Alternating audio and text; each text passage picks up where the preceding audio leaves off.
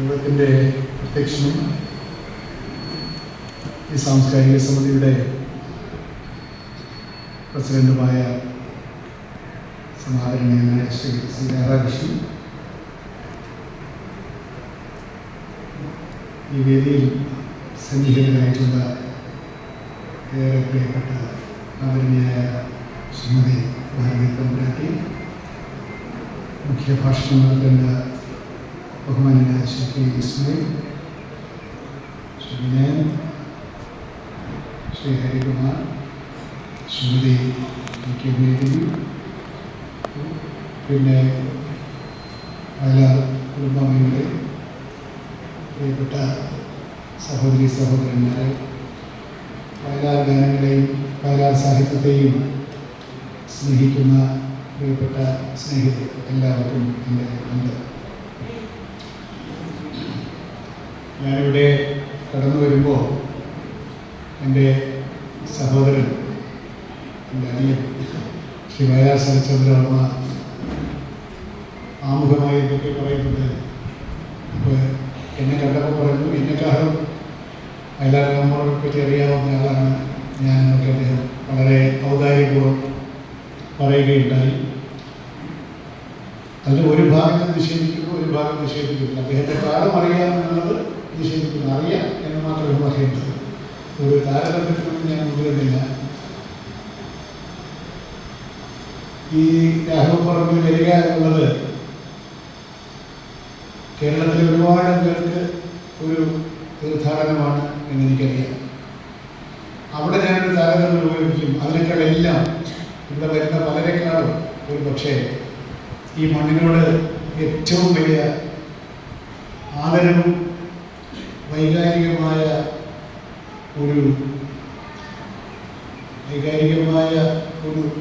ഒരു സാന്ദ്രമായിട്ടുള്ള ഭാവത്തോടു കൂടി ഇവിടെ വരുന്ന അപൂർവം ആളുകളിലാണ് ഞാൻ.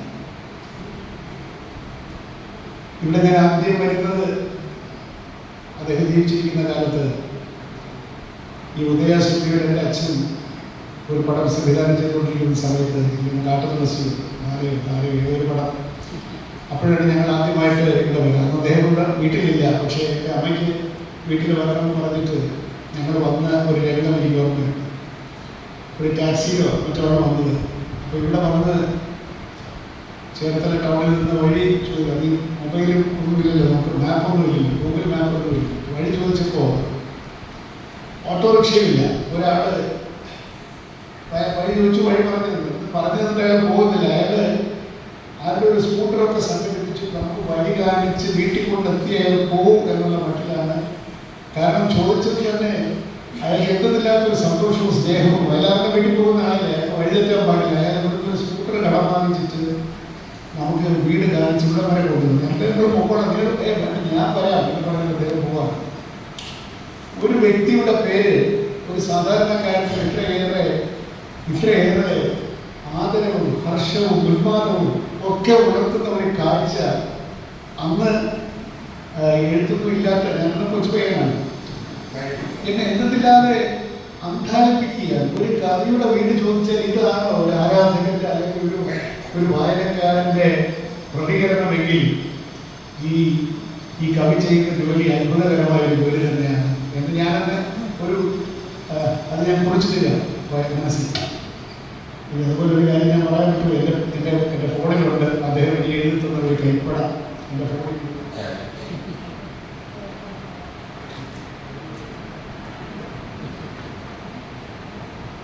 അപ്പോൾ അന്നതൊട്ടല്ല അതിന് മുമ്പ് തന്നെ ഈ വയലാർ രാമവർമ്മ എന്ന് പറയുന്ന ഒരു വ്യക്തി മറ്റു മനുഷ്യരുടെ മേൽ ചെലുത്തുന്ന അദൃശ്യവും അനിർവചനീയവും ആയിട്ടുള്ള ഒരു സ്വാധീനമുണ്ട്. അത് എവിടെ നിന്ന് വരുന്നതെന്ന് എനിക്ക് അറിഞ്ഞുകൂട. അത് ജീവിച്ചിരിക്കുന്ന കാലത്താണ് ഞാൻ പറയുന്നത്. പിന്നീട് അദ്ദേഹത്തിൻ്റെ മരണ ദിവസം ഒക്ടോബർ 27 1975 ഞാനും ഇവരോടൊപ്പം ആ മെഡിക്കൽ കോളേജിൻ്റെ വാർഡിലുണ്ട്. പിന്നെ ഞാൻ അങ്ങനെ ഒരു അറിയപ്പെടുന്ന ആളൊന്നുമല്ല. ഞാനൊരു പയ്യൻ, ആരും പുറത്തു പോകാൻ പറഞ്ഞില്ല. കാരണം മലയാറ്റൂരിൻ്റെ കൂടെ ലേറ്റ് അങ്ങനെ ഞാനവിടെ വന്നിട്ടാണ് കാണുന്നത്. പിറ്റേന്നാണ് ഞാൻ ഒരു ഗാനരചയിതാവണം എന്നൊരു തീരുമാനം എടുക്കുന്നത് പിറ്റേന്നാണ്. ഞാൻ നേരത്തെ വയലാറിൻ്റെ വീട് ചോദിച്ചപ്പോൾ ഒരു സാധാരണക്കാരനായ മനുഷ്യൻ്റെ അത്യുത്സാഹം കണ്ട് അന്താളിച്ച് ഞാൻ വയലാറിൻ്റെ വിയോഗം കണ്ട് ഈ വിയോഗത്തിൽ കേരളത്തിലെ ആവാലമൊത്തം ജനങ്ങളുടെ ആ സങ്കടത്തിൻ്റെ അലയടികൾ കണ്ടപ്പോൾ എനിക്ക് ഈ കവിയുടെ വിസ്മയകരമായിട്ടുള്ള സ്വാധീനത്തെ പറ്റി എന്തെന്നില്ലാത്ത അത്ഭുതമാണ്. നഷ്ടബോധം ഒരു ഭാഗത്ത്, പക്ഷേ ഇങ്ങനെ ഒരു കവിക്ക് ഒരു മനുഷ്യൻ്റെ ഹൃദയങ്ങളെ സ്പർശിക്കാനും സ്ഥാനം പിടിക്കാനും സാധിക്കും. തിരുവനന്തപുരത്ത് വിജയിച്ചോട് മുതൽ ഇവിടം വരെ ഈ അന്ത്യയാത്ര എത്താൻ എത്രയോ മണിക്കൂറുകൾ. അന്ന് അദ്ദേഹം പ്രശസ്തിയുടെ ഉത്തുംഗമായ അവസ്ഥയിൽ ഓരോ ആഴ്ചയും ഇറങ്ങുന്ന സിനിമകളിൽ വയലാറിൻ്റെ പാട്ടുണ്ടെങ്കിൽ അത് കണ്ടുകളയാം എന്ന് വിചാരിക്കുന്ന ഞങ്ങളെപ്പോലുള്ള ആളുകളുടെ കാരണമാണ്. പാട്ടാണ് വയലാറിന് നമുക്ക് നോക്കളെ പിന്നെ സിനിമ ആക്ടറാണെന്ന് നമുക്ക് നോക്കേണ്ട കാര്യമില്ല. ഞങ്ങളെപ്പോലെ വയലാറിൻ്റെ പാട്ടാണെങ്കിൽ ആദ്യത്തെ ദിവസം പോയി സിനിമ കാണുക, ഈ പാട്ട് പുസ്തകം വായിക്കുക, പാട്ട് പഠിക്കുക എന്നുള്ളതാണ് ഞങ്ങളുടെ ഒരു ജോലി. അപ്പോൾ അന്ന് ഈ വയലാറിൻ്റെ ആകസ്മികമായിട്ടുള്ള ദേഹവിയോഗം ഈ കേരളത്തിൽ ഉണ്ടാക്കിയ നടുക്കത്തെക്കാളും സങ്കടത്തെക്കാളും നഷ്ടബോധം, വിശ്വസിക്കാനുള്ള ഒരു വിഷമം, ഇതൊക്കെ അനുഭവിച്ച ഒരാളാണ്. അന്ന് എനിക്ക് 23 വയസ്സാണ് വയലാർ മരിക്കുന്നത്. അന്ന് ഞാൻ ആ വിജയികളുടെ വെളിയിൽ ഞാനിങ്ങനെ കാത്തിരിക്കുകയാണ്. അതുകൊണ്ട് ഓരോ മനുഷ്യരുടെ മുഖത്തും ഫോട്ടോ എടുക്കാൻ അന്ന് TV തത്സമയ സംരക്ഷണം ഒന്നുമില്ലല്ലോ. ഇപ്പൊ പിന്നെ ആളുകൾ കരഞ്ഞാൽ ചിലപ്പോൾ തത്സമയ സംരക്ഷണത്തിന് വേണ്ടി അഡ്ജസ്റ്റ് ചെയ്ത കരച്ചിലാണ്, പിന്നെ അഗാധമായ കുറ്റപ്പെടുത്തൽ, അതൊന്നുമല്ല. ഇത് സാധാരണക്കാരൻ, അവന് പേരും പെരുമയും ഒന്നുമില്ലാത്തവൻ കരയുകയാണ്. അവൻ്റെ വീട്ടിൽ ആരും മരിച്ചു പോയതുപോലെ മരിച്ചാൽ അങ്ങനെ മരിക്കണം എന്നാണ് എനിക്കത്. മരണം അനിവാര്യം, ഇന്നല്ലെങ്കിൽ നാളെ, കുറച്ച് സമയത്തിൻ്റെ വ്യത്യാസമുണ്ട്. പക്ഷെ മരിക്കുമ്പോൾ വയലാർ രാമവർമ്മ മരിച്ചതുപോലെ മരിക്കണം. അതാണ് മനുഷ്യ ഹൃദയങ്ങളിൽ. പക്ഷേ അദ്ദേഹം അത് കൂട്ടിക്കണ്ടു. എനിക്ക് മരണമില്ല എന്ന് പറഞ്ഞിട്ട് മരിച്ച ആളാണ് വയലാർ. എനിക്ക് മരണമില്ല നേരത്തെ എഴുതി വെച്ചിരിക്കുകയാണ്, മരിച്ചു, അത് വേറെ കാര്യം. മരണത്തെ തടഞ്ഞു നിൽക്കാൻ ആർക്ക് സാധ്യമല്ല. പക്ഷേ അതുകൊണ്ടാണല്ലോ പിന്നെ അനുഭവങ്ങൾ പാലിച്ചെന്ന് പറഞ്ഞത്. ആ സെന്റിമെന്റ് മനസ്സിലുണ്ട് കേട്ടോ. ഈ മരണത്തെ ഒരു പുച്ഛിക്കുന്ന ഒരു മനോഭാവം. കഴുക കറുത്ത ചെറുപ്പമായി താന്ന് പറഞ്ഞ് കനലിന്റെ കൂട്ടിൽ നിന്ന് എടുത്തുകൊള്ളു. നീ എടുക്കുമെന്ന് എനിക്കറിയാം, പക്ഷെ ഒന്നും സംഭവിക്കില്ല. നാളത്തെ പ്രഭാതത്തിൽ നാളത്തെ നിശീതത്തിൽ ഈ കനൽ ഊതി കാലം ഒരു കത്തുന്ന പന്തമാക്കും എന്ന് നീ വേണമെങ്കിൽ എടുത്തോണ്ട് നോക്കോ, ഒന്നും സംഭവിക്കില്ലെന്നാണ്. ഈ മുദ്ര നീ എടുത്തോണ്ട് നോക്കോ, നാളത്തെ പ്രഭാതത്തിൽ രാഗി പിന്നെ നക്ഷത്രം എന്നൊക്കെ അത് പറഞ്ഞിട്ടാണ് എനിക്ക് മരണമില്ല എന്ന് പറഞ്ഞാൽ ഞാൻ മരിച്ചോട്ടെ, പക്ഷെ എനിക്ക് മരണമില്ല, കാലം എന്നെ കത്തുന്ന പന്തമാകും എന്ന് നേരത്തെ അദ്ദേഹം പറഞ്ഞു വെച്ചുവല്ലോ. അതാണല്ലോ കഴിഞ്ഞ 49 വർഷമായി നമ്മൾ കാണുന്നത്. മൃത്യു കവർന്നെടുത്ത ഈ കനൽക്കട്ട, ഈ കനല് കാലം ഊതി കത്തുന്ന പന്തമാക്കി നമ്മുടെ സ്മൃതിപേടകങ്ങളിൽ അത് കുത്തി നിർത്തിയിരിക്കുകയാണല്ലോ എന്ന് കഴിഞ്ഞ 50 വർഷം കൊണ്ട് നമുക്ക് ബോധ്യപ്പെട്ടുവല്ലോ. ഏതൊരു കവിക്കുണ്ട് ഈ സൗഭാഗ്യം? നമ്മുടെ വയലാറിനെ പറ്റി ആലോചിക്കുമ്പോൾ അദ്ദേഹം മരിച്ചു പോയല്ലോ പെട്ടെന്ന്. അതുപോലെ മരിച്ചു. പക്ഷേ മൃത്യുവിനപ്പുറം അമരത്വത്തിന്റെ സൗഭാഗ്യം ഏറ്റുവാങ്ങിയ മഹാകവിയാണ് വയലാർ. ജീവിച്ചിരുന്നപ്പോൾ വയലാറിനെ കുറിച്ച് സംസാരിക്കാത്തവരും ചർച്ച ചെയ്യാത്ത അത്രയും വ്യാപകമായി വിപുലമായി ഇന്ന് മലയാളികൾ എവിടെയെല്ലാം ഉണ്ടോ അവിടെയെല്ലാം ഒക്ടോബർ 27 വയലാർ രാമവർമ്മയെ പറ്റി സംസാരിക്കുന്നു. ഈ ശരത്ത് ഞാൻ കൂടെ എല്ലാ പരിപാടിയിൽ പങ്കെടുത്തു, ഓൺലൈനിലും ഓഫ്ലൈനിലും ഒക്കെ പങ്കെടുത്തിട്ടാണ്. ഈ കേരളത്തിൽ മാത്രമല്ല, ഇന്ത്യയിൽ മാത്രമല്ല, വിദേശങ്ങളിൽ. ഇപ്പൊ ഞാൻ അമേരിക്കയിൽ പോയിട്ട് വന്നപ്പോൾ അവിടെ 2 ഇതിനായിട്ട് പ്രസംഗിക്കാൻ വിളിച്ചു. കൊല്ലത്ത് ശരത്ത് പ്രസംഗിച്ചു, കഴിഞ്ഞ വർഷം പ്രാവശ്യം ഞാൻ അവർക്ക് എല്ലാ വർഷവും വയലാർ രാമവർമ്മ അനുസ്മരിക്കണം. അത് നമ്മുടെ ജീവിതത്തിന്റെ ഒരു വലിയ ഭാഗ്യമായിട്ട് കരുതുന്നു, സൗന്ദര്യമായിട്ട് കരുതുന്ന ഒരു വലിയ വികാരം ഇന്ന് നമ്മുടെ. അപ്പൊ ഈ കവി നേരത്തെ മനസ്സിലാക്കി, ഞാൻ മരിച്ചു പോയാലും സാരമില്ല, മരണമല്ല പ്രധാനം, മരണത്തിനപ്പുറമുള്ള എൻ്റെ വാഴ്വാണ്. എന്തുകൊണ്ടാണ് ഞാനിപ്പോൾ ഈ സാധാരണ പ്രസംഗിക്കാനൊക്കെ വരുമ്പോൾ നമ്മൾ എന്തിനൊക്കെ മനസ്സിൽ തയ്യാറാവും, അവിടെ പോയി ഇതൊക്കെ പറയണം എന്നൊക്കെ മനസ്സിൽ വിചാരിക്കുന്നത് സാധാരണ പ്രഭാഷണത്തിൻ്റെ ശീലമാണ്. ഞാൻ അവിടെ ഹൈക്കോടതി മാഷിനോട് ചോദിച്ചു, മാഷി അന്ന് ഞാൻ ചെറുപ്പക്കാരനാണ്, ഞാൻ അങ്ങനെ പ്രസംഗിച്ചൊക്കെ തുടങ്ങുന്നുള്ളൂ. ഹൈക്കോടതി മാഷിൻ്റെ ഉജ്ജ്വലമായ പ്രഭാഷണത്തിൻ്റെ അന്തപ്പെട്ട് നിൽക്കുന്ന ഞാൻ മാഷിനോട് ചോദിച്ചു, മാഷ് എങ്ങനെയാണ് ഈ പ്രസംഗമൊക്കെ മനസ്സിൽ തയ്യാറായിക്കൊണ്ട് വരുമോ, ഇന്ന് അനക്ഡോട്ട്സ് ഒക്കെ പറയണമെന്ന് വിചാരിക്കുമോ, ഇന്ന ഉദ്ധരണി പറയണമെന്ന് നേരത്തെ വിചാരിക്കുമോ, ഇന്ന കഥ പറയണമെന്ന് വിചാരിക്കുമോ? അങ്ങനെയൊന്നുമില്ല. അപ്പോൾ നമ്മൾ തോന്നുമ്പോൾ പറയാനാണ്, പക്ഷേ തോന്നുമ്പോഴല്ല, ഒരു സെൻട്രൽ മെസ്സേജ് ഞാൻ കൊണ്ടുവരും മനസ്സിൽ, അത് പിന്നെ ഞാൻ പറയുക എന്നുള്ളതേ ഉള്ളൂ. ഞാനിന്ന് അതുമില്ലാതെയാണ് വന്നിരിക്കും. ഞാൻ ഒന്നും ആലോചിച്ചില്ല. ഞാൻ വിചാരിച്ചു ആലോചിച്ചാൽ എൻ്റെ പ്രഭാഷണത്തിൽ യാന്ത്രികമായി പോയെങ്കിലോ വയലാറാമോട് വേണ്ടി യാന്ത്രികമായി പ്രസംഗിക്കാൻ സാധിക്കും. അത് കാര്യം പറഞ്ഞു വന്നിട്ട് അതുകൊണ്ട് ഞാൻ ഒന്നും ചിന്തിക്കാതെ ആണ് ഞാൻ ഇതെല്ലാം പറയുന്നത്. ഒരു ഓർഗനൈസ്ഡ് ടോക്ക് അല്ല, അതുകൊണ്ട് കുറച്ച് ശൈഥില്യമൊക്കെ ഉണ്ടാവും ശ്രമിക്കുക. ഞാൻ പറഞ്ഞു വന്നത് എന്താണ് വയലാറാമോർമ്മ എന്ന് പറയുന്ന കവിയെ, ഗാനരചയിതാവിനെ മറ്റുള്ളവരിൽ നിന്ന് വ്യത്യസ്തനാക്കുന്നത്. അത് കുറെ കാലമായിട്ട് ഞാൻ ആലോചിക്കുന്ന ഒരു വിഷയമാണ്. അദ്ദേഹത്തെ എന്തോ ഒരു സംഗതി വയലാർ വ്യത്യസ്തനാക്കും. വയലാർ മലയാളത്തിലെ ഏറ്റവും വലിയ കവിയാണെന്ന് ചോദിച്ചാൽ പക്ഷെ ഇതിനേക്കാൾ വലിയ കവികളുണ്ടാവാം. അദ്ദേഹം എഴുതിയതിനേക്കാൾ ഗാനങ്ങൾ എഴുതിയ ഗാനരചയിതാക്കളും കേരളത്തിലുണ്ട്, എണ്ണമുണ്ട്. എന്നാൽ കാലം കഴിയുമ്പോഴും ഇനി വയലാറിന് പുതിയതായിട്ട് എഴുതാൻ പറ്റില്ലല്ലോ, അദ്ദേഹം എഴുതി വെച്ചിട്ട് പോയത് തന്നെ ഉള്ളൂ അവിടെ. പക്ഷെ കാലം കഴിയുന്തോറും അതിലേക്ക് മടങ്ങിപ്പോകാനും ഓരോ പ്രാവശ്യം മടങ്ങിപ്പോയി അതിന് മുഖത്തോട് മുഖം കാണുമ്പോൾ ഏതോ ഒരു സൗന്ദര്യ അതിലേകത്തെ ആധാരിച്ചു നിൽക്കാനും എല്ലാം നമുക്ക് സാധിക്കുന്ന തരത്തിലുള്ള വിസ്മയ കാവ്യ പേടകം നമുക്ക് സമ്മാനിച്ചിട്ട് കൂടി. എന്താണ് ഈ അത്ഭുതത്തിന്റെ കാരണം ആലോചിച്ച പല കാരണങ്ങളാണെന്ന് എനിക്ക് തോന്നുന്നു. ഒന്ന്, അദ്ദേഹത്തിന്റെ വ്യക്തിത്വം തന്നെയാണ് ഏറ്റവും വലിയ വിശേഷം. ഈ കാവ്യ വ്യക്തിത്വവും ഒരു വ്യക്തിയുടെ അല്ലാത്ത ഒരു പേഴ്സണാലിറ്റിയും തമ്മിൽ ചിലപ്പോൾ വ്യത്യാസം വരാം.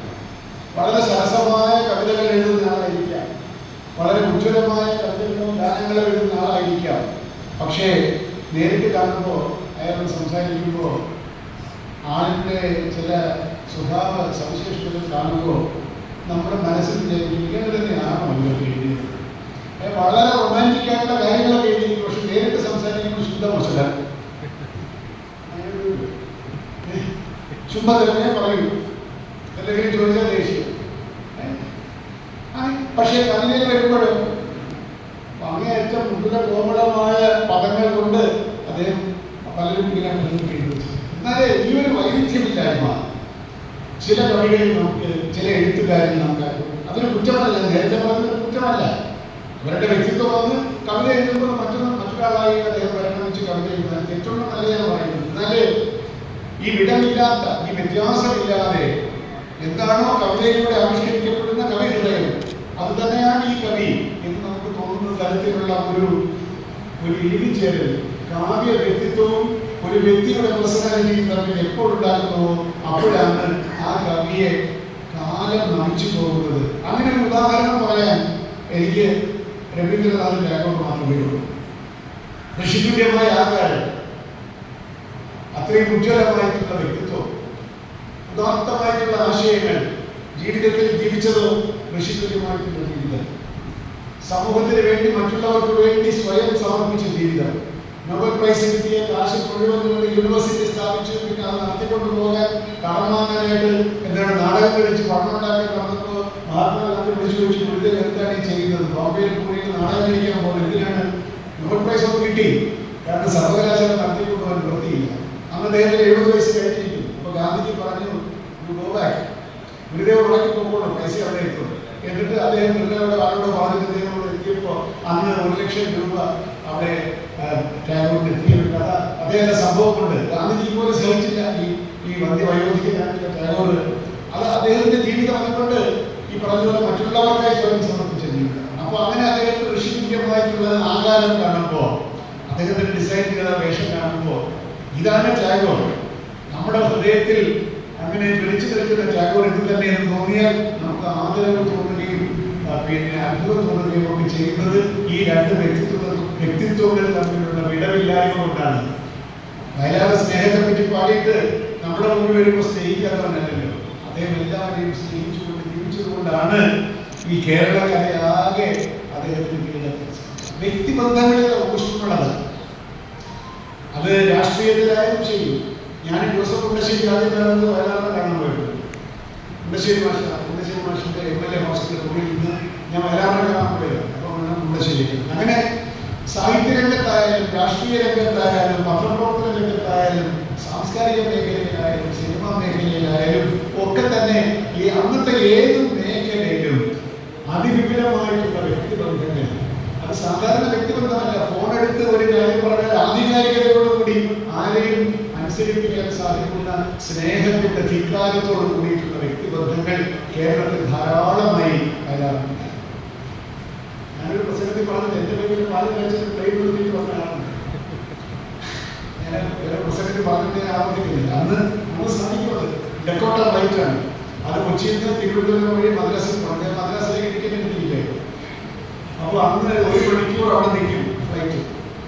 അന്ന് ഇന്നത്തെ പോലെ സെക്യൂരിറ്റി ഒക്കെ 75. അപ്പോൾ അദ്ദേഹം പൈലറ്റിനടുത്ത് പോയിട്ട് സ്വയം പരിചയപ്പെട്ട് അറിയാം പറഞ്ഞു ഫ്ലൈറ്റ് ഇത്രയും പോകുള്ളൂ, ഞാൻ പുറത്തിറക്കിയിട്ടുണ്ട് മക്കളെ എന്ന് പറഞ്ഞിട്ട് അദ്ദേഹം വെളിയിലിറങ്ങി ഒരു ടാക്സി പിടിച്ച് ശംഖുമുഖത്ത് നിന്ന് മണ്ണന്തലയിലൂടെ ഞങ്ങളുടെ വീട് പാലയാച്ച് നിൽക്കുക. ഉച്ചയ്ക്ക് 1:30 മണിക്ക് നമ്മളൊക്കെ ആളൊക്കെ പോയി. നമ്മൾ നോക്കുന്നത് വയലാറ് അന്തം വിട്ട് പോയി. സമയമില്ല, സമയമില്ല. അര ഗ്ലാസ് പായസം എൻ്റെ അമ്മയോട് പറയുന്നു. കയ്യിലൊക്കെ ഒരു ഗിഫ്റ്റ് ഉണ്ടായിരുന്നു, തന്നു. പായസം കുടിച്ചു പോയി. ഇത് ഞങ്ങളുടെ വീട് ഇടിഞ്ഞു പോയാൽ ഇത് മറന്നു. എല്ലാം നശിച്ചാലും വയലാറിന്റെ ആ വരവ് ഹൃദയത്തിന്റെ ഭിത്തിയിൽ നിന്ന് മാറ്റുകളായി നമുക്ക് സാധിക്കും. ഒരിക്കലും സാധിക്കില്ല. അതാണ് സ്നേഹം കൊണ്ട്. സ്നേഹം എന്ന് പറയുന്നത് കേവലം ഒരു പദമോ ഒരു നാമരൂപവുമല്ല, അതൊരു ക്രിയാപദമാണ് എന്ന് നമുക്ക് ജീവിതത്തിൽ കാണിച്ചു കൊടുക്കുന്നത്. സ്നേഹം എന്നത് ക്രിയാപദമാണ്. അല്ലാതെ എനിക്കവിടെ വലിയ സ്നേഹമാണ്, പക്ഷെ എനിക്ക് ഒരു കാര്യം ചെയ്തു തരികയില്ല. കാരണം നാമമാണ്, ക്രിയയില്ല. അങ്ങനെ ഉണ്ടല്ലോ ഒരുപാട്. ഭയങ്കര സ്നേഹമാണ്. മറ്റു പ്രവർത്തകർ മറ്റ് സംഘടനകളുടെ വ്യത്യാസമുണ്ട്. അദ്ദേഹത്തിന് സാമൂഹ്യ സേവനം ക്രിയാപദമാണ്, ബാക്കിയുള്ളവർക്ക് നാമരൂപമാണ്. ഞാൻ സേവനത്തിൽ വിശ്വസിക്കുന്നു, ലേഖനം എഴുതാം എന്ന് പറയുന്നത് പോലെ വയലാറിനെ സംബന്ധിച്ചിടത്തോളം സ്നേഹം ഒരു നാമരൂപമല്ല, ക്രിയാപദമാണ്. ഞങ്ങളുടെ പാലയാച്ചിന്റെ വിഷയം ഏറ്റവും അങ്ങനെ എത്ര പേർക്ക് എന്തെല്ലാം അനുഭവങ്ങൾ. ബന്ധപ്പെടുന്ന ഒരാളെ, പരിചയപ്പെടുന്ന ഒരാളെ നെഞ്ചോട് ചേർത്ത് പിടിക്കാനുള്ള ഒരു അപാരമായിട്ടുള്ള വ്യക്തിത്വ സവിശേഷതയാണ് വയലാറിനെ ഇത്രയേറെ പ്രിയങ്കരനാക്കിയത്. സാധാരണ മനുഷ്യർ ഒരുപക്ഷെ അറിഞ്ഞുകൂടായിരിക്കും, പക്ഷെ എവിടെയോ അവർക്കറിയാം ഈ മനുഷ്യന്റെ മനസ്സിൽ സ്നേഹമുണ്ട് എന്നറിയാം. അങ്ങനെ അതിന്റെ കാരണം എന്താണ്? ഞാൻ കവിതകളിലേക്ക് കിടക്കുന്നില്ല. 2 കാരണങ്ങൾ കൊണ്ടാണ് വയലാർ ഇത്രയേറെ പ്രിയങ്കരനാണ്. ഈ കവിതകളിലേക്ക്, ഗാനങ്ങളിലേക്ക് കിടക്കുമ്പോൾ നമ്മളൊക്കെ പഴയ ഗാനങ്ങൾ എഴുതും, പലതരത്തിലുള്ള പാട്ടുകൾ എഴുതും. പക്ഷെ വയലാറിന്റെ പാട്ടുകൾ കേട്ട് കഴിയുമ്പോൾ ഏതോ നായകന് പാടാൻ പ്രേമിക്കാനാണല്ലോ നമ്മൾ എഴുതുന്നത് സിനിമയിൽ. പക്ഷെ നായകന് നായികയോടുള്ള പ്രേമവും കഴിഞ്ഞ് അവർ തന്നെ അടിയായാലും കിടക്കിയിട്ടില്ല ജീവിതത്തിൽ. കെട്ടിപ്പിടിച്ച നായികയെ ആയിട്ട് അവർ ജീവിതത്തിലെ അടിയുപയോഗം ആയിട്ടുണ്ടാവും. പക്ഷെ നമ്മളെ സംബന്ധിച്ചിടത്തോളം ഈ പാട്ട് കേട്ട് കഴിയുമ്പോൾ ആ കഥാനായകന്റെയും കഥാസന്ദർഭത്തിന്റെയും പരിമിതമായിട്ടുള്ള അതിർത്തിക്ക് അപ്പുറത്തേക്ക് പോയിട്ട് നമ്മൾ ഇത് എഴുതിയ കവിയുടെ ഹൃദയത്തെ നമ്മൾ എങ്ങനെയോ കാണുന്നു. ഞാൻ ഈ പറയുന്നത് വളരെ സൂക്ഷ്മതയോടുകൂടി. എല്ലാ കവികളുടെയും ഗാനരചയിതാക്കളുടെയും ഗാനങ്ങളിൽ ആ രചയിതാവിന്റെ ഹൃദയമെടുപ്പ് കേൾക്കാൻ സാധ്യമല്ല. എന്നാൽ വയലാറിന്റെ ബഹുഭൂരിപക്ഷം ഗാനങ്ങളിലും ഗാനസന്ദർഭവും പ്രേമസീലും സത്യനും ഒക്കെ മഞ്ഞു കഴിഞ്ഞാലും അതിനപ്പുറത്തേക്ക് ഇത് എഴുതിയ ആളിന്റെ ഹൃദയമെടുപ്പ് നമുക്കത് തന്നെ കേൾക്കാൻ സാധിക്കും. ഒരു വരി അല്ലെങ്കിൽ ഒരു സൂചന അവിടെ എവിടെയെങ്കിലും അത് വളരെ സൂക്ഷ്മമായി ശ്രദ്ധിച്ചാലേ മനസ്സിലാവും. അതാണ് വയലാറിന്റെ പാട്ട് എന്ന് പറയുമ്പോൾ അവിടെ നിന്ന് നമ്മൾ കേൾക്കുന്ന കാര്യം അതിനകത്ത് രാമവർമ്മയെ കാണാമെന്നുള്ളതാണ്. വയലാർ രാമവർമ്മയുടെ ഹൃദയത്തെ നമുക്ക് സ്പർശിക്കാൻ സാധിക്കുന്നു എന്നുള്ളതാണ് ആ ഗാനങ്ങളുടെ പ്രത്യേകത. ഒരു കൊച്ചു ഉദാഹരണം, എനിക്ക് പാട്ടിൽ ഓർമ്മ വരികയില്ല, പിന്നെ ഈ പാടാനുള്ള കഴിവില്ല എന്നുള്ളത് വലിയൊരു പരാതിയാണ്. എല്ലാ കാലത്തും പഠിച്ചതിന് ഒരു പക്ഷെ പഠിക്കാൻ പറ്റും. ഇപ്പോൾ ഉദാഹരണത്തിന് ബാബുരാജ് മ്യൂസിക്കിന്റെ ഒരു പാട്ടാണ്, എന്താണ് അനാർക്കലി എന്നുള്ള സ്ഥിതി. പ്രണയഗാനം പാടുവാനായി പ്രവണത വനത്തിൽ വന്നു ഞാൻ, വിരഹഗാനം പാടിപ്പാടി പിരിഞ്ഞു പോവുകയാണ്. അതാണ് വരിക. അതിനകത്ത് അവസാനത്തെ ഒരു സ്റ്റാൻസ് ഉണ്ട്. ഞാൻ മിക്കവാറും ഒരാഴ്ചയിൽ 4 തവണയെങ്കിലും 3 തവണയെങ്കിലും ഇത് കേൾക്കാത്ത ദിവസം രാത്രികളില്ല. എന്താണ്? വരികൾ നോക്കിയാൽ സ്മരണകളും കൽവിളക്കിൽ തിരി കൊടുത്തും കാലമേ ഇനി ഒരിക്കൽ ജീവിതത്തിൽ ജനലരികിൽ വരികയില്ല എന്നാണ് ചോദ്യം. ഇത് കേൾക്കുമ്പോൾ നിങ്ങൾ ആ പാട്ട് കേൾക്കണോ? യൂട്യൂബിലുണ്ട്. സ്മരണകളും കൽവിളക്കിൽ തിരി കൊടുത്തും കാലമേ ഇനി ഒരിക്കൽ ജീവിതത്തിൽ ജനലരികിൽ അവസരം വാക്കതല്ല വരപ്പാണ്. നീ എൻ്റെ ജീവിതത്തിന്റെ ജനലരികിൽ നീ ഇനി വരുമോ? വരികയില്ല എന്നാണ്. ജീവിതത്തിന്റെ ജനലരികിൽ എന്നുള്ളൊരു പ്രയോഗം നമ്മള് അതിന് ചിത്രപരമായിട്ടുള്ള ഒരു രംഗമുണ്ട് കേട്ടോ. നമ്മളങ്ങനെ രാത്രി ഇരിക്കുകയാണ്. വിനേത ചിത്രത്തിലെ രക്ഷപ്പെടുന്നതല്ല, പക്ഷെ നമ്മളങ്ങനെ രാത്രി ഇരിക്കുമ്പോൾ സ്മരണകളിൽ നിന്ന് എവിടെ നിന്നെങ്കിലും ആ സ്മരണകളുടെ കൽവിളക്കിൽ കൊളുത്തി വെച്ച തിരിയിൽ നിന്ന് അവരുടെ ഓർമ്മ, ഞാൻ എൻ്റെ ഓർമ്മയിൽ വരുമോ, ജീവിതത്തിന്റെ ജനലരികിൽ വരുമോ എന്ന് ചോദിക്കുന്നത് ആ ഒരു ഗൃഹാതുരത്വം. ഇനി ഒരിക്കലും വരികയില്ല എന്നാണ് അതിന്റെ ഉത്തരം. അപ്പോ ആ ജീവിതത്തിന്റെ ജനലരികിൽ സ്മരണകൾക്ക് തിരികൊളുത്തി വെച്ചിട്ട് നീ വരുമോ ഇല്ലയോ എന്നുള്ള ചോദ്യത്തിന്റെ ആ ഒരു ചാരുത, അത് ചോദിക്കാൻ വയലാർ രാമവർമ്മ എന്ന് പറയുന്ന കവിക്ക് സാധിക്കൂ എന്ന് നമുക്ക് ബോധ്യപ്പെടുമ്പോഴാണ് ആ ആശയത്തിന്റെ കുളിർമ വന്ന് നമ്മളെ കേട്ടുപിടിക്കുന്നത്. അങ്ങനെ ഇല്ലല്ല, പറഞ്ഞു പോയ ഒരുപാട് പറയുന്നു. എന്താണ് ഗന്ധഗോപുരം തപസ്സിനും കവിയല്ല, മുഖതമോടും ഋഷികേശത്തിന്റെ പുലിയല്ല ഞാൻ മുങ്ങിയത്. അവിടെ അത് തന്നെ അങ്ങനെ ഒരു വലിയ എഴുതണമെങ്കിൽ തന്നെ നമ്മൾ എണീക്കുന്ന തൊഴിൽ വകുപ്പേണ്ട കാര്യം.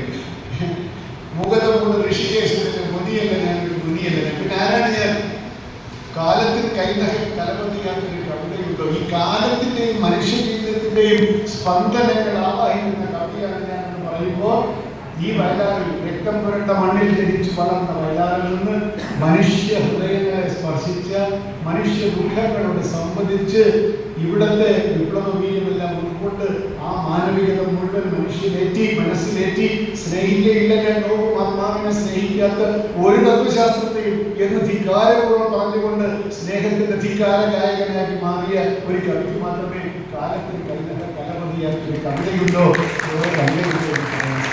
അപ്പൊ ഇവിടെ ഈ കവി ഒരു ഇന്റഗ്രേറ്റഡ് പേഴ്സണാലിറ്റിയാണ്, ഒരു സംയോജിതമായിട്ടുള്ള വ്യക്തിത്വമാണ്.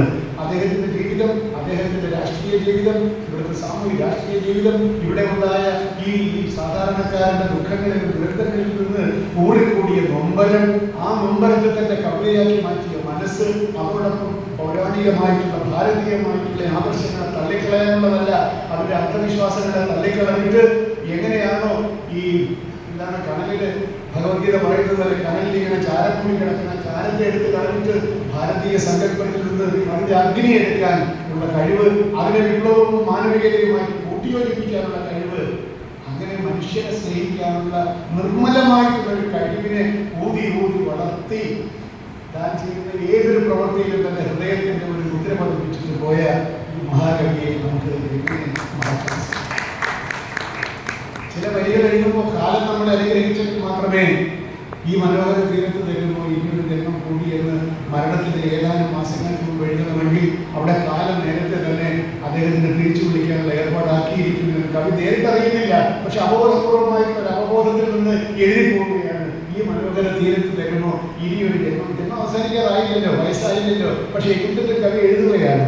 എഴുതുമ്പോൾ അതിന്റെ അർത്ഥം കാലം കവിക്ക് കൊടുത്ത ഒരു രഹസ്യ ദൂത് രഹസ്യമായി കേട്ടിട്ട് അദ്ദേഹത്തിന്റെ അവബോധ മനസ്സിൽ നിന്ന് വരികയാണ്.